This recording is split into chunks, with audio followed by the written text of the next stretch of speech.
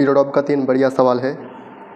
तो क्या है उसमें एक क्वेश्चन हम कर रहा है 4.20 जो 4.20 नंबर का क्वेश्चन है, तो उसका सॉल्यूशन देख लो। तो वहाँ पर एक वॉल दे दिया ऐसे, और वॉल में एक यहाँ पर थ्रेड लगा दिया, उस थ्रेड से एक बॉल को हिंच कर दिया, एक बॉल को लगा दिया। तो बॉल ना पहले इक्विलिब्रियम पे जब था तो यहाँ पे वॉल के साथ इतना एंगल अल्फ़ा एंगल कर रहा था, यानी कि यहाँ पर था। और उस बॉल को यहाँ से थोड़ा सा इस तरफ डिस्प्लेस किया, यानी कि बीटा एंगल, तो बीटा अल्फ़ा से ज़्यादा है, ये हमें क्वेश्चन में गिवन है। तो इसको यहाँ से इतना छोड़ दिया, इतना लेके, तो ये पूछ रहा है कि इसका टाइम पीरियड आप बताओ। तो ये यहाँ आएगा, फिर यहाँ जाएगा, फिर यहाँ पर इलास्टिक कोलिजन होगा, फिर यहाँ इस तरफ जाएगा। तो देखो फेजर डायग्राम से क्या कर सकता हूँ। तो इसका टोटल बीटा है, यहाँ पर इसका एंगल टोटल बीटा है, तो यहाँ पर बीटा प्लस पकड़ लेते हैं और यहाँ पर पकड़ लेते हैं माइनस बीटा, इसका ऑपोजिट।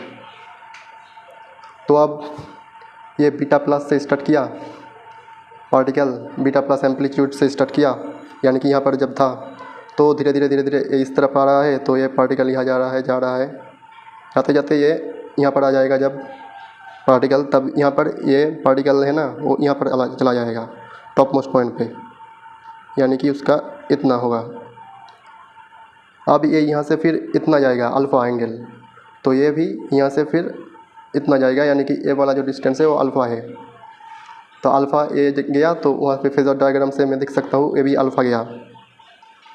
अब देखो यहाँ पर जब ये अल्फ़ा जाकर यहाँ पर जो कोलिजन होगा, परफेक्ट इलास्टिक कोलिजन, उसके टाइम पे ये फेजर डायग्राम इस तरफ चला जाएगा, यानी कि पहले इसका वेलोसिटी था इस तरफ।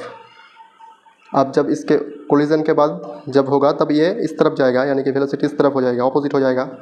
तो ये इस तरफ चला जाता था, तो इस तरफ वेलोसिटी था। अब देखो इंस्टेंटेनियसली ये यहाँ से इस तरफ चला गया, तो वेलोसिटी इस तरफ हो गया। अब ये इस तरफ जाते जाते फिर यहाँ से इस पॉइंट पे आएगा, तो क्या होगा, फिर अल्फ़ा ये होगा एंगल डिस्प्लेस्ड, तो अल्फ़ा डिस्प्लेस्ड हो गया, इक्विलिब्रियम पोजीशन पे आ गया। यहाँ पर ये इक्विलिब्रियम पोजीशन है। तो अब यहाँ से फिर एक बार बीटा जाएगा, तो अब यहाँ से और एक बार बीटा चला गया ऐसे। तो यहाँ से अगर हम ओ से यहाँ पर एक ड्रॉ करें लाइन, तो एक लाइन ड्रॉ किया जो कि है, इसका है डिस्टेंस बीटा, और ये वाला जो डिस्टेंस है वो है अल्फ़ा। ये पूरा कंप्लीट नहीं किया, पूरा सर्कल अगर कंप्लीट करता तो हम तो बोलते थे कि टाइम पीरियड होगा 2π√L/g, इसका लेंथ है थ्रेड का। पर ये पूरा नहीं किया, यानी कि इस वॉल के वजह से ये पूरा जा नहीं पाया इतना बीटा एंगल इस तरफ, तो इसलिए यहाँ से ही ये मोड़ गया इस तरफ। अब इस पे एंगल थीटा पकड़ लो, तो ये थीटा का एंगल का वैल्यू हम बोल सकते हैं ना कि cos theta equals to base alpha upon hypotenuse, तो अल्फ़ा डिवाइडेड बाई बीटा मैंने हाइपोटेनियस। अब देखो इसका टोटल कितना, ये पार्टिकल कितना फेज चला है। तो ये यहाँ से चला इस तरफ ऐसे चला, फिर यहाँ से लेके इस तरफ चल गया, ऐसे करके ऐसे चला गया।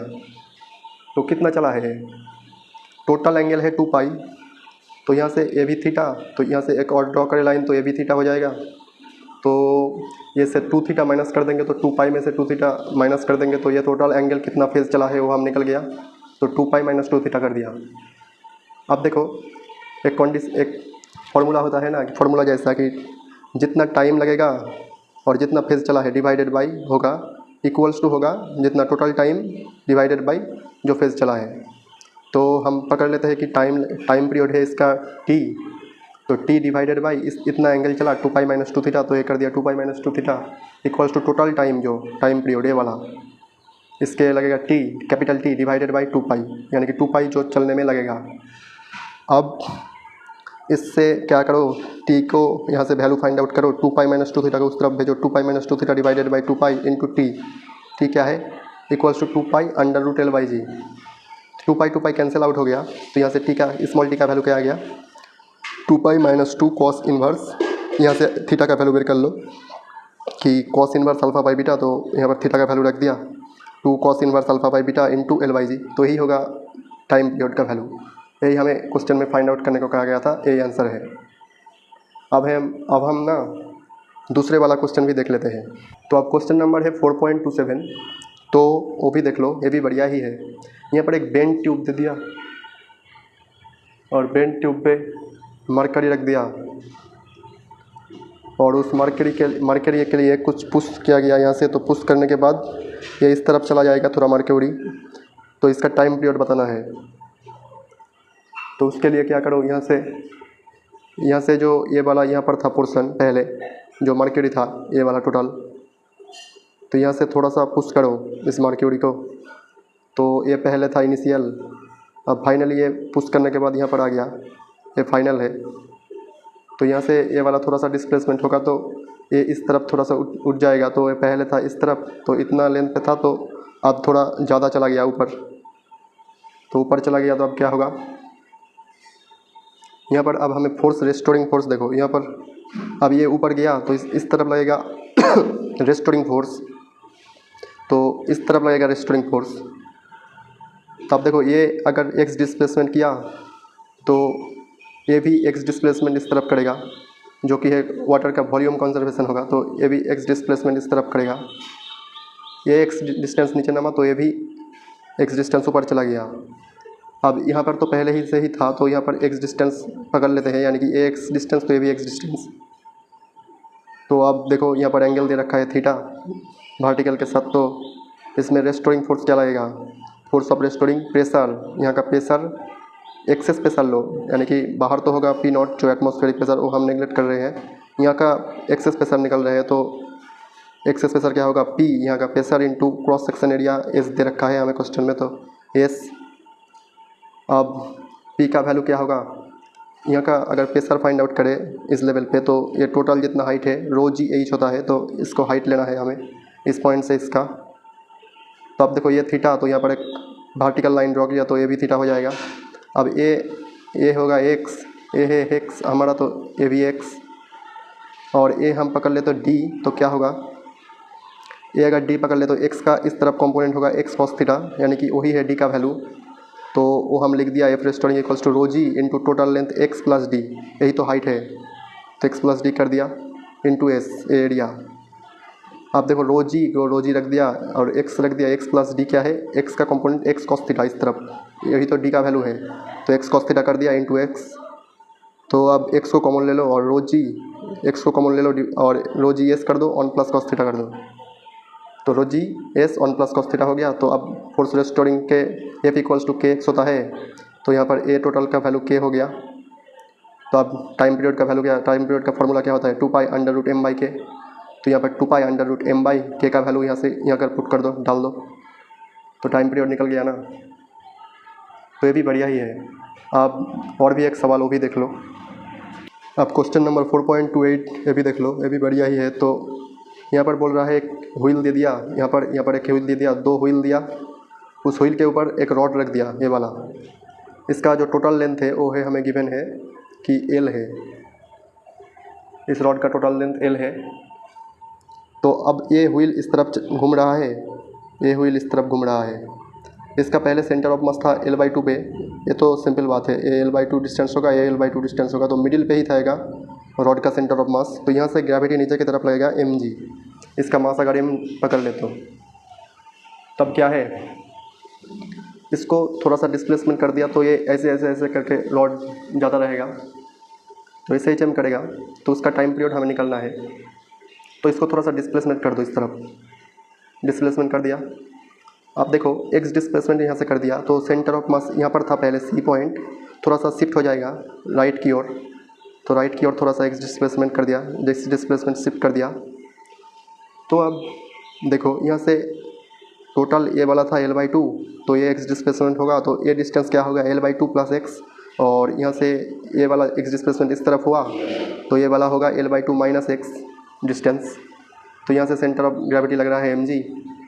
आप देखो फोर्स देख लो, इस व्हील यहाँ पर इसको नॉर्मल किस तरफ लगाएगा, ऊपर की तरफ, तो उसका पकड़ लेते हैं N1। अब ये व्हील कितना लगेगा ऊपर की तरफ, नॉर्मल N2। अब देखो ये वाला व्हील इस तरफ घूम रहा है, तो इसमें ये वाला जो रॉड है ना, वो इसको फिक्सन लगेगा पीछे की तरफ इस व्हील पे, तो इसके ही न्यूटन के थर्ड लॉ की वजह से ए इस पर फिक्सन लगा रहा है इस तरफ, तो ए व्हील भी इस रॉड पे फिक्सन लगा देगा इस तरफ, जो कि है इस तरफ। तो इसका वैल्यू हम पकड़ लेते हैं F2। अब ए व्हील इस तरफ घूम रहा है तो फिक्सन लगाएगा, रॉड जो है वो व्हील पे फिक्सन लगाएगा पीछे की तरफ। तो न्यूटन के थर्ड लॉ की वजह से ए व्हील भी ए रॉड पे लगाएगा इस तरफ फिक्सन, इस तरफ। उसका वैल्यू पकड़ लेते हैं F1। तो अब देखो F1 ग्रेटर देन F2 होगा यहाँ से, क्योंकि ये सेंटर ऑफ मास इस तरफ शिफ्ट किया तो F1 ज़्यादा होगा ना, तो F1 ज़्यादा कर दिया। तो F1 ज़्यादा होगा तो N1 भी ज़्यादा होगा। तो आप देखो F रेस्टोरिंग क्या होगा, इसको रेस्टोरिंग ये इस तरफ दिया तो इसको रिस्टोर करना चाहेगा, तो F रेस्टोरिंग क्या लिख सकते हैं, F1 ज़्यादा है तो F1 minus F2 restoring force होगा, इनटू कोफिशिएंट ऑफ फिक्सन दिया है व्हील और रॉड के बीच, वो है K। तो K इंटू नॉर्मल, यानी कि F1 का वैल्यू क्या होगा, K into N1 minus K into F2 का वैल्यू। यहाँ से K कॉमन लेके N1 माइनस N2 हो गया। अब देखो ऊपर लग रहा है N1 और N2, नीचे लग रहा है mg, तो क्या होगा, बैलेंस कर रहा है इसको, तो N1 plus N2 equals to mg। अब इस सी पॉइंट के अबाउट टॉर्क लिखो। ये रॉड है ना, ये घूम नहीं रहा है, तो इसके अबाउट टॉर्क क्या होगा, जीरो होगा। तो हम जो पढ़े थे समेसन ऑफ टॉर्क जीरो होता है, और summation of F dot r वो होता है क्या है, zero. Summation of F cross r zero होता है, तो एफ डॉट आर। तो यहाँ से क्या लिख सकते हैं, ए नॉन फोर्स को ले लो और यहाँ से इसका डिस्टेंस कितना है, perpendicular distance L/2 minus x. तो टॉर्क लिखो A naught into L/2 minus x equals to होगा, इसको ही तो बैलेंस कर रहा है ए वाला टॉर्क, तो इसको ले लो N2 इंटू डिस्टेंस क्या है सी पॉइंट से L2 plus x, N2 into L2 plus x. अब ए नॉन को मल्टीप्लाई करो, A naught L2 minus A naught x equals to N2 L2 L/2 होगा, तो plus N2 x, A naught minus N2, यहाँ से ए naught minus N2 L/2 इसको यानी कि इस तरफ ले लिया, तो ए नॉन माइनस N2 हो गया, L/2 कॉमन ले लिया। अब यहाँ से इसको इस तरफ भेजो तो x कॉमन ले लो, ए नॉन प्लस N2 हो गया। यहाँ से ए नॉन प्लस N2 का वैल्यू यहाँ पर डाल दो, तो mg हो गया, x mg। अब A naught minus N2 dot L/2 equals to x mg। तो यहाँ से ए नॉन माइनस N2 का वैल्यू क्या हो गया, इसको 2 को उस तरफ भेजो, 2 mg x divided by L। तो अब रेस्टोरिंग फोर्स का वैल्यू क्या होगा, ए नॉन माइनस N2 यहाँ से निकल गया, ए नॉन माइनस N2 का वैल्यू ए उठाकर यहाँ पर डाल दो, तो k into 2 mg x divided by L, ए हो गया ना एफ रेस्टोरिंग का वैल्यू। तो यहाँ से ए निकल गया, जो k होता है, यानी कि k नहीं, जो f इक्वल्स टू kx होता है SHM का फंडामेंटल, ओ यहाँ से k निकल गया, तो 2 pi under root time period क्या होता है, 2 पाई अंडर रूट m/k। तो इसमें k का वैल्यू यानी कि टोटल इसका वैल्यू डाल दो, तो mm कैंसिल आउट हो जाएगा, तो यहाँ से क्या आ जाएगा, 2 pi under root L/2 kg। तो ये होगा आंसर इसका। तीनों सवाल बढ़िया ही है।